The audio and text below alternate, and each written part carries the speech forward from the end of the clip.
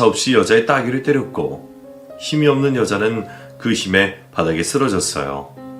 술집 안은 순식간에 비명소리와 의자 소리로 소란스러워졌고 그 순간 저도 그 자식에게 몸을 날렸어요. 그리고 기분 좋게 그 자식 얼굴에 주먹을 날렸죠. 허! 까! 힘도 없는 여자한테 따귀를 날릴 때는 신나게 하더니 제 주먹을 맞고 나서는 바닥에 뻗어서 일어나질 못했어요. 일어나면 한 번 더 날리려고 준비하고 있었는데 못 일어나더라고요. 가만 보니 턱에 주먹이 제대로 꽂혔는지 기절한 상태였고 제대로 먹여서 저는 기분이 아주 좋았어요. 저는 쓰러진 여자를 일으켜 옷가지를 챙겨 같이 밖으로 나왔어요. 그 자식이 경찰에 신고하든지 말든지 신경도 쓰이지 않았고요. 여자의 손을 잡고 나와 옷을 주면서 물었어요. 경찰서에 신고하러 갈래? 요즘은 성범죄자들 제대로 처벌하는 것 같던데. 아니야. 그 자식이랑 엮이면 더 골치 아파. 집에 알리기도 싫고. 그럼 내가 한번 때려줘서 기분 좋겠네. 고마워. 네 일도 아닌데 나서줘서. 그래. 여자는 덤덤하게 고맙다며 인사를 하고는 한참 동안 말이 없었어요. 저와 동갑인 나이에 세상 다 산 듯한 표정을 짓는 게 제 시선을 끌었고 왠지 말을 걸고 싶은 생각에 평소 저답지 않은 말이 입에서 튀어나왔어요. 고마우면 밥 한 끼 살래? 뭐? 뭐야, 혹시 너 결혼했어? 아니? 남자친구는? 없어. 그럼 밥 사도 되겠네. 내가 너 대신 그 자식 때려 눕혔는데 그 정도는 할 수 있잖아. 맞지? 알겠어. 내가 밥 살게. 그래. 잘 먹을게. 그렇게 우리는 연락처를 주고받게 되었고 그 주에 저녁에 만나서 같이 밥을 먹었어요. 같이 저녁을 먹기로 한 날 그날따라 일도 많았고 검토해야 할 일도 많았지만 일하는 게 하나도 힘들지 않았어요. 얼른 처리하고 평소보다 일찍 퇴근하기 위해 시간을 계속 체크했고 퇴근 시간 상관없이 늦게까지 일하던 제 모습과 많이 다른 하루였어요. 데이트도 아니고 스키팅도 아니고 그냥 친구와 밥 먹는 거였는데도 왠지 모르게 들떠 있었죠. 아마 저는 그때 이미 그 여자친구에게 마음을 뺏긴 후였던 것 같아요. 여자 만나는 게 귀찮아서 결혼 생각도 없던 제가 그 친구에게만은 예외였던 거예요. 우리는 그날 만나서 조개구이를 먹었어요. 이렇게 유명한 조개구이 집에서 뜨거운 조개를 까먹으며 소주를 마셨고 주거니 받거니 하며 마신 술에 어느새 밤은 깊어지고 서로에 대해 알게 되는 이야기가 더 많아졌어요. 그 친구도 제가 퇴학을 당했던 일을 알고 있었고 제 예상대로 친구도 그 자식에게 당해서 힘들었던 이야기를 해줬어요. 남자, 여자 성별이 다르다 보니 주로 성희롱이었고 그때는 학교에서도 집에서도 자기 편이 없었다며 조용히 눈물을 흘리는 모습에 제 마음이 너무 아팠어요. 그 눈물을 보면서 이 여자를 지켜주고 싶다는 마음이 생긴 것 같아요. 그 첫 만남 이후 저는 수시로 그 친구에게 연락을 했어요. 일하면서 자꾸만 그 얼굴이 떠올랐고 목소리가 듣고 싶었어요. 일부러 만날 약속을 잡기 위해 이 핑계에 저 핑계를 만들며 저 혼자만의 짝사랑을 키워나갔고 어느 순간 그 마음을 전하고 싶었어요. 그래서 제 생일날 만나 고백을 했는데 짝사랑인 줄만 알았던 마음이 그 친구도 같다는 걸 알게 됐고 그날부터 우리는 연인이 되었어요. 제가 마음을 주고 여자를 만나는 건 이때가 처음이었고 연애를 하면서 사람을 이렇게도 좋아할 수 있다는 걸 깨닫게 되었어요. 드디어 임자를 만나게 된 거죠. 연애를 6개월 정도 했을 때 더 이상 시간 끌 게 아니라 결혼을 해야겠다는 생각이 들었어요. 앞으로도 이 사람 아니면 안 된다는 확신이 저는 강하게 들었거든요. 그래서 과감하게 다이아몬드 반지를 샀어요. 돈이 좀 들었지만 하나도 아깝지 않았죠. 반지를 들고 프로포즈를 하러 가려고 마음을 먹고 있었는데 친구에게서 전화가 왔어요. 왠지 받기 싫었지만 가장 친한 친구였기에 혹시 급한 전화일까 싶어 받았어요. 웬일이야? 지용아, 나 방금 이상한 소리 들어가지고. 뭔데? 너 혹시 박소연이랑 사귀냐? 이제 알았어? 너 소식이 늦다. 야, 뭐 나한테 사귄다는 말 안 했어. 언제 만나게 되면 하려고 했지. 다른 친구들 아는 애들 있을 텐데. 아이씨, 이 자식. 너 박소연 안 돼. 뭐야? 무슨 소리야 그게? 소연이 걔 입양아야. 너 그거 몰랐지? 입양아? 그래. 너 퇴학하고 나서 소연이에게 학교 쫙 퍼졌었어. 졸업생들 중에는 모르는 사람 없을 건데. 그래서 지난번 모임 때 네가 소연이 데리고 둘이 나갔다고 말이 많았는데. 소연이가 입양하라는 건 몰랐어요. 저에게 얘기를 해준 적도 없었고 당연히 부모님이 계셔서 양부모라는 건 전혀 생각지 못했고요. 고아라든지 입양이라든지 수연이가 선택할 수 있는 일이 아니니 그 친구 탓은 아니었지만 저에게 말하지 않았다는 게 조금 서운하긴 했어요. 친구는 절대로 사귀면 안 된다고 저에게 말했지만 저는 오히려 그 친구에게 신경 쓰지 말라고 하고 전화를 끊어버렸어요.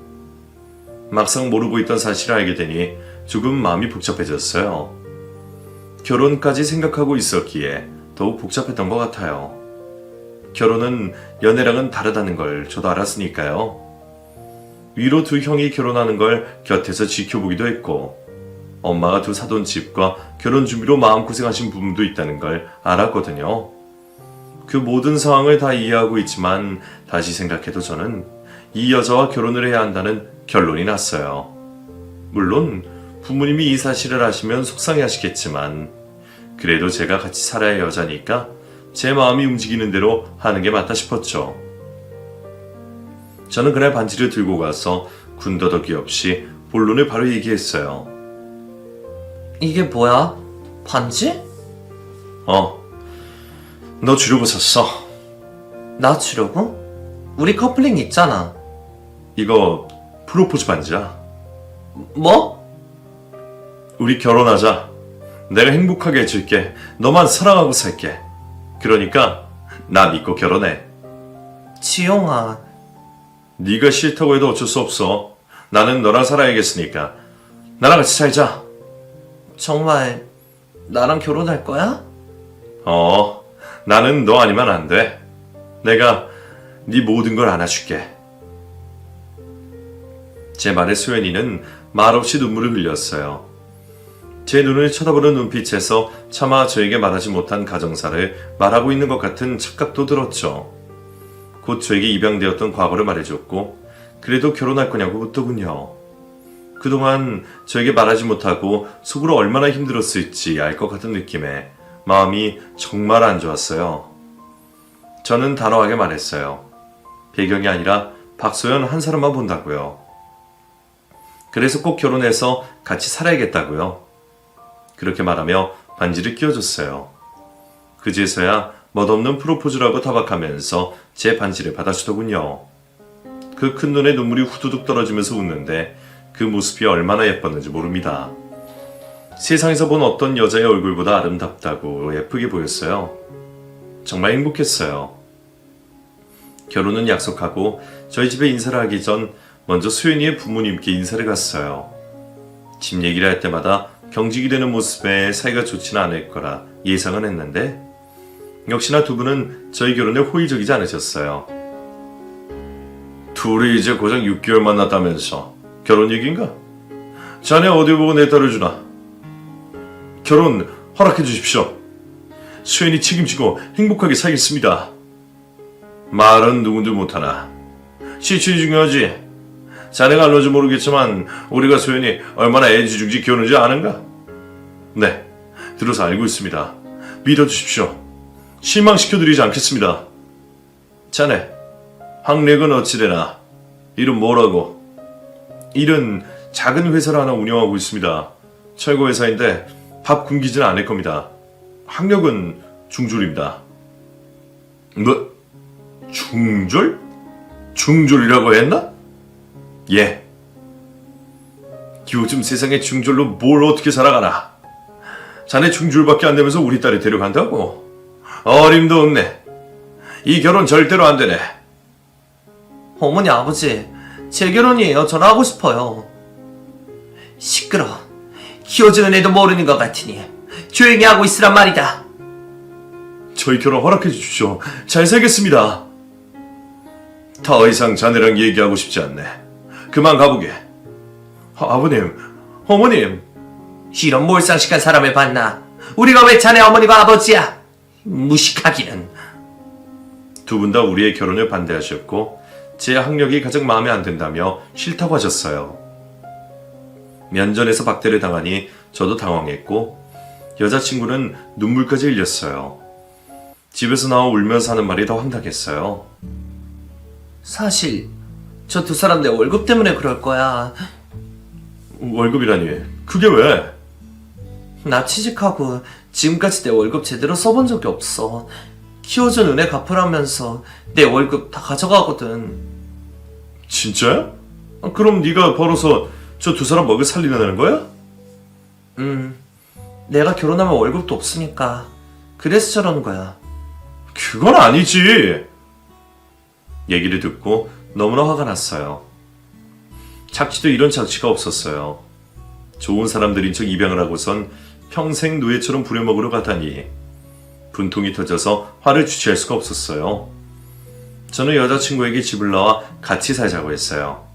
이제는 내가 가족이 되어주고 든든한 백이 되어주겠다고 하면서요. 애정에 굶주려 목줄 잡혀 있을 필요 없다고 설득을 했고 결국 여자친구는 짐을 싸서 집을 나오게 되었어요. 그러자 집에서는 난리가 났죠. 집에 안 들어오면 인연을 끊겠다며 모진 소리도 하면서요. 거기에 저는 또 격분을 했고 결혼을 얼른 해야겠다며 마음이 조급해졌어요. 부모님께 여자친구를 데려가 인사를 시켰어요. 인사하기 전에 여자친구의 가정사에 대해 말씀드렸고 얘기를 들으신 두 분은 한참을 생각하시다가 사람을 우선 만나보겠다고 하셨어요. 집안 배경은 선택할 수 없는 일이니 그걸로 결혼 반대를 할 생각은 없다고 하시면서요.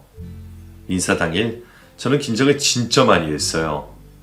우리 부모님을 믿지만 혹시나 하는 불안감에요. 이왕이면 축하를 받으며 결혼식을 올리고 싶었으니까요. 여자친구도 긴장을 많이 하며 부모님께 인사를 드렸고 식사를 하면서 대화를 주고받았는데 나중에 엄마가 결혼하라고 하시더군요. 우리 지영이랑 결혼해서 행복하게 살아보자. 지영이한테 힘들었던 이야기들 들었어. 혼자서 얼마나 힘든 시간을 보냈을지 너무나 안타까웠다. 어머님, 오늘 너를 만나보니까 우리가 안심이 된다. 지용이랑 잘 맞을 것 같아. 둘이 행복하게 살아봐. 어머님, 아버님, 감사합니다. 열심히 살게요. 그래, 우리 같이 잘 살아보자. 우는 여자친구를 엄마는 품에 안아주셨어요. 흐느껴 우는 소리에 엄마 눈가도 축축하게 젖어 있는 걸 보며 부모님께 너무 감사했습니다. 분명 걱정이 많이 되셨을 텐데 저를 믿어주신 것 같아 그것도 감사했고요. 아버지도 고개를 끄덕이시며 제 어깨를 두드려 주셨고 그렇게 결혼 승낙을 받게 됐어요. 처갓집에서는 여전히 결혼을 반대했기에 상견례도 하지 못한 채 결혼식 준비를 했고 빨리 부부가 되고 싶어서 결혼 승낙 받은 뒤 한 달 만에 결혼식장에 서게 됐어요. 결혼식은 순조로웠습니다. 하객들은 모두 진심으로 축하를 해줬고 우리 결혼에 불만이 있거나 반대를 하는 사람들은 없었어요. 결혼식 내내 웃으면서 화기애애하게 진행이 되었고 모두의 환호 속에 무사히 결혼식이 끝이 났어요. 마지막 하객과 인사를 나누고 우리는 신혼여행을 떠날 준비를 했죠. 실감이 나? 난 아직도 우리가 부부라는 게 실감이 안 나. 혼인신고는 벌써 했으니까 우리 이미 부부인데? 그래도 꿈만 같아. 너랑 내가 부부가 되다니. 이렇게 행복하게 결혼할 수 있을 거라고 상상도 못했어. 앞으로 내가 더 행복하게 해줄게. 우리 박소연 인생은 지금부터 본론이야. 기대하라고. 말이라도 너무 고마워. 한때는 친구였던 아내는 제 앞에서 결혼 반지를 끼고 환하게 웃고 있었어요. 어찌나 환하게 웃는지 제 눈이 다 부실 정도였죠. 그렇게 정신 못 차리고 팔불주처럼 아내를 쳐다보고 있는데 뒤에서 누가 소리를 질렀어요. 어디 있나 했더니 여기 있네. 너희들 우리 잠깐 보지. 어머니, 아버지? 장인어른 장모님 결혼식에 오셨습니까? 우리 이제 오는 길이네. 하지 말라고 했는데 기어이 결혼식을 올렸어. 이렇게 우리 배신할 줄도 모르고 그 고생을 하면서 키웠지. 어머니, 이제 저도 성인이에요. 키워주신 거 감사하지만 저도 그동안 할 만큼 했어요. 이게 어디서 말대꾸야? 자, 장모라는 여자가 아내의 얼굴을 때렸고 전혀 예상 못한 상황이라 미처 막지를 못했어요. 장모님, 뭐 하시는 겁니까? 장모라니. 누가 네 장모야? 어이, 어른이 아는 일에 버릇없이 끼어들고 그래? 두 사람 다 정상적인 사람이 아니었어요. 둘 다 상식이 통하지 않는 사람들이었고 말을 들으려고도 하지 않았어요. 우리 혼인신고 됐습니다. 이제 이 사람 제가 보호자예요. 그래? 잘됐다 그럼. 내 딸 30년 동안 키운 돈 다 물어내. 예? 아니, 남의 딸 데려가면서 우리한테 입 싹 닫으면 안 되지. 혼인신고도 했다니 이제는 빼도 박도 못하고 돈 내놔. 돈 주고 데려가? 말 같지도 않은 소리 그만해요. 내가 그동안 집에 넣어준 돈이 얼만데. 너 시끄러워. 빠져있어. 말도 안 되는 소리를 자꾸 하는 통에 옥신각신하고 있는데 그때 부모님이 나타나셨어요. 지용아, 무슨 일이야? 왜 이렇게 소란스러워? 아버지, 이 사람들은 누군데 너희한테 횡패니? 아, 사돈이시구나. 우리는 여기 박소연이 부모 되는 사람이에요. 아, 그러세요? 우리가 사야 될 계산할 게 좀 있어서요. 이야기 금방 끝날 테니 자리 좀 비켜주세요. 얼굴이 낯익은데 혹시 박지수 아니요? 내 이름을 어떻게... 맞지? 지수 자네 맞지? 형님. 이야, 그렇게 찾으려고 해도 안 보이더니 자네 이렇게 만나네. 아버지, 두 분 아시는 사이세요? 알다 마다. 이 사람이 내 돈 떼먹고 도망갔지 그래? 아니 갚으려고 했죠 형님. 떼먹다니 그게 무슨 말씀이세요? 내가 경찰에 신고를 하려고 하다가 예정 때문에 미뤘는데 여기 자네 미수금 통장 있을 텐데. 형님, 제가 나중에 전화 드리겠습니다. 자네 오늘 이만 가겠네. 나중에 봅세. 자기 몸처럼 들고 다니시는 장부 가방에서 아버지가 통장을 하나 꺼내는데 사식이 되며 장인 장모가 서둘러 자리를 뜨려고 했어요. 아버지는 쥐새끼라며 거기 서라고 하셨는데 호통을 치셨고 두 사람은 들은 척도 안 하고 멀리 도망가 버렸죠. 대체 얼마를 떼먹었길래 저러나 싶었는데 물어보니 1억이나 떼먹었다는 말을 하셨어요. 아니 아버지, 그 큰돈을 왜 신고도 안 하시고? 신고하려고 했는데 고향 후배라. 내가 어렸을 때 못 먹고 그럴 때마다 그놈 아버지가 우리 집 도와주셨거든. 쌀이며 고기며 아끼지 않고 해주셨어. 정말이요? 내 피 같은 돈 1억이나 떼먹고 도망갔으니 갈아먹어도 시원찮을 놈이지만 그 아버지 덕분에 나랑 내 동생들 안 죽고 살았으니 그 은혜 생각해서 신고도 하지 못했어. 그런데 그 인간이 우리 며느리 양아버지일 줄은 꿈에도 몰랐네. 이제 어찌하실 거예요? 보안이 돈을 못 갚을 것 같은데 지금도 여기저기 빚이 있는 것 같아요. 돈이야 받을 수 있겠냐? 다른 걸로 받아야지. 네? 다른 거요? 아버지는 이후 장인장모를 불러다가 무릎을 꿇게 하셨어요. 돈을 떼먹고 도망간 건 사실이니 잘못을 빌게 했죠.